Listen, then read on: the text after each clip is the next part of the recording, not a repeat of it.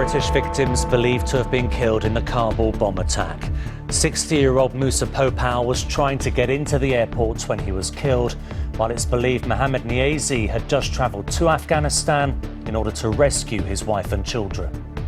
He was one of the nicest and the loveliest and the kindest person in the community. And whoever was behind it should pay the price. Having killed two of the extremists behind the attack in a drone strike, President Biden warns fresh IS attacks on the airport are highly likely. Also tonight, new research reveals people with the Delta COVID variant are twice as likely to need hospital care. And at the Paralympics, British cycling's new golden couple.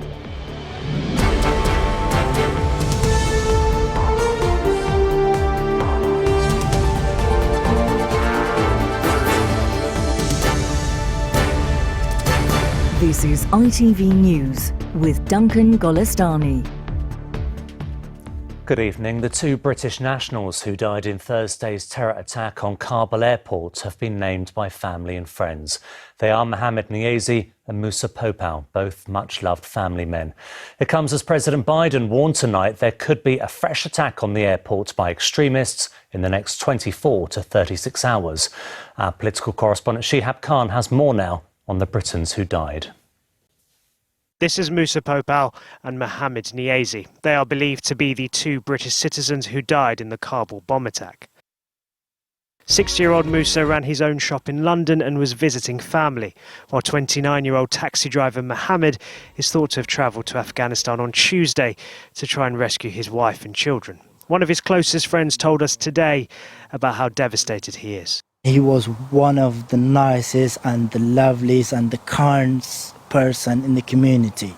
I have his memories at my home everywhere. Whoever was behind it should pay the price, should be hunted down. They are two of roughly 200 people who died after an explosion at Kabul airport on Thursday. It was an attack which complicated an already difficult evacuation programme. This morning, one of the last planes carrying evacuees from Afghanistan landed at Brize Norton, but there are many who have been left behind. It's absolutely heartbreaking that we can't bring everybody out. Personally, I've probably had over 100 messages from different Afghans who I know in my long association with the country, and many of those friends of mine won't make it out. And for me, not a day passes without me having a bit of a tear in my eye about all of that. Tonight we see pictures of one of the last British flights departing Kabul and leaving behind it a tragedy which will be etched into the history books. Shihab Khan, ITV News. President Biden warned tonight that another attack on Kabul airport could be imminent, but he also warned that the US drone strike last night, which killed two high-profile members of the Islamic State group in Afghanistan, would not be the last by America. Our US correspondent Emma Murphy has the latest. The president had vowed to hunt them down and make them pay. This is apparently where he delivered his retribution. A drone strike 100 miles from Kabul, 100 miles from where 13 US servicemen and women were murdered, along with nearly 200 civilians. The targets were said by the Pentagon to be senior figures in ISIS's Afghan operation. In this strike, they lost a planner and they lost a facilitator, and they've got one wounded. And the fact that two of these individuals are no longer walking on the face of the earth, that's a good thing. It's a good thing for the people of Afghanistan, and it's a good thing for our troops and our forces at that airfield. The names and faces of America's dead were today made public. Young men and women, some not even born when the war they were part of ending began. Among them, 23-year-old Sergeant Nicole G. Just last week, she posted of her love of her job on social media. The work they lost their lives doing goes on. These are the final few who will escape. In the final hours of an airlift of spectacular scale. Young lives which will be lived far from home. Yet such is their reality. They barely flinch as the gunshots ring out around them.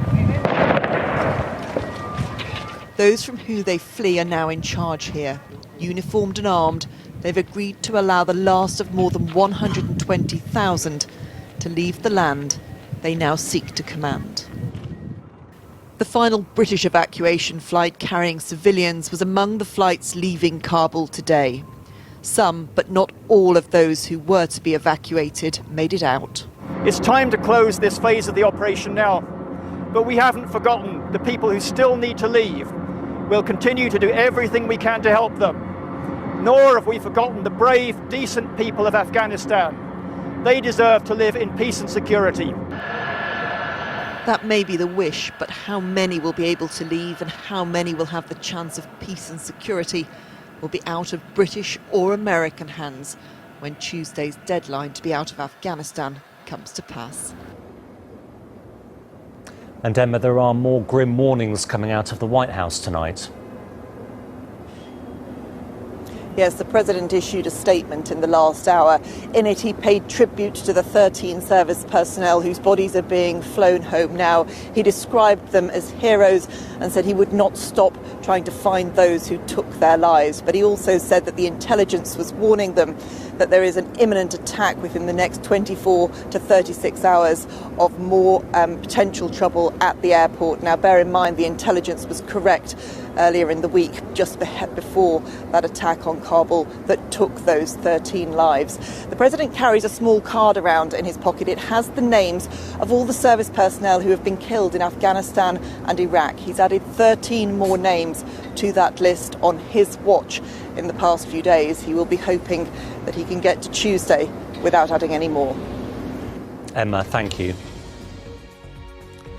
Here, people with the Delta COVID variant are twice as likely to need hospital care than the Alpha variant. Researchers also discovered that of those admitted to hospital, most were not fully vaccinated. Mark Mallett reports. Sana Fahim Raja was admitted to hospital in June and spent almost 5 days fighting for her life in an intensive care unit. And she still carries the mental scars. Seeing other people being taken off their ventilators in ICU was a thought to me that might be me next. Sana now lives in fear of COVID. I'm getting a lot of tiredness, breathlessness. I've got muscle weakness, so my arms, my legs ache. I get frightening nightmares still about ICU.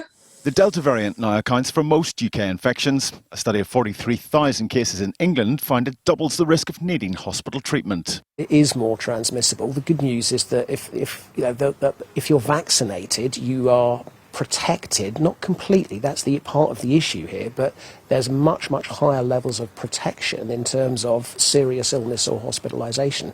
A steady flow of people were arriving at this East London mosque earlier to get their COVID vaccine. The Delta variant I'm quite worried about, so I'd rather be safe. You know, I've got a child at home, I don't want to catch anything. Considering that it's how bad it is, and I think it's better to just take the vaccine and just go on with your life. It's just a precaution. While Sana's road to recovery is a slow one, it's one she's thankful for. It's 2 months today when I was discharged from hospital. And believe it or not, when I walked out of hospital and had that breath of air, I was in tears. With the UK's already high infection rate expected to go up further in the coming weeks, more and more people are being urged to get the COVID jab. Mark Mallett, ITV News. On to sport, and Arsenal's historically bad start to the season got even worse today. They were embarrassed by a 5-0 defeat by champions Manchester City. Nick Thatcher has the action. It's the master and the pupil. You need friends in football, and Pep Guardiola had defended his former assistant Mikel Arteta after Arsenal's shaky start to the new season. But on the pitch, his players wasted no time in piling on the pressure. A cross from Gabriel Jesus, headed in by Ilkay Gundogan, effortlessly opened the scoresheet. And minutes later, Bernardo Silva sliced the ball through a crumbling Arsenal defence to give a tap-in for Ferran Torres. It's Ferran Torres! Arsenal needed cool heads now more than ever, so many will question what Granit Xhaka was thinking with this two-footed lunge on João Cancelo. The ref was quick to see red. It's a red card. Could it get any worse? Well, yes. A Jack Grealish set-up saw Jesus slot in a third, and after the break, Rodri guided home a fourth, with Torres adding his second to complete the rout. Number 5. For the fans, a pointless Arsenal now languish at the bottom of the table, their worst league start in more than 60 years. Nick Thatcher, ITV News. It has been the best day so far in Tokyo for Paralympics GB. 2 athletes got a second gold each. There were also golds in the men's and women's 100 metres. And British cycling's new golden couple are husband and wife Neil and Laura Fackie, both grabbing golds just a few minutes apart. Champrit Kara has all their stories. How lovely, Mr. and Mrs. Fackie. A joy shared and a medal doubled. 2 golds, 16 minutes apart. Neil Fackie raced to victory with his guide Matt Rotherham. 58.038. I don't think I could have planned for this day to happen. Laura to break the world record, for us to break the world record, for us to all to get gold medals, and then have that moment with Laura when I finally managed to catch up with her and give her a hug, and we both burst into tears. A world record too for Laura. After months of spurring each other on, paid off. What's that been like as a husband and wife, both training for this? You know what, during obviously lockdown for F1, it was a real tough time. For us, it was absolutely brilliant to have another athlete in your house pushing you every single day. Was absolutely what I needed. Team GB's success on the track didn't end there. Oh, it's unbelievable! Jodie Cundy, Kadina Cox and Jacko Van Gas claimed gold for the mixed team sprint. For Jodie, that means more gold medals than anyone else in Paralympics GB history. I now have 8 gold medals. This one is number 8. That's pretty incredible. Yeah, it's something I didn't ever feel like I'd get to when I won my first one back in '96, and that seems like an absolute lifetime away. As Great Britain climbs up the medal table, Maisie Summers-Newton's collection is mounting too. Gold again from Maisie Summers-Newton! She won her second gold of the Games in the SB6 100-metre breaststroke. And it was double gold in the athletics, as Team GB won both the women's and the men's T38 100 metres. Sophie Hahn's second gold and a personal best for Thomas Young. To take Paralympic gold! Following in the footsteps of his hero Usain Bolt. The smile says it all. A golden moment for Thomas, and yet more precious medals for this GB Paralympic team. Janabreet Kera, ITV News. And that is all for now. The bank holiday weather forecast follows. From all of us here on the Weekend Team, thank you for watching and good night.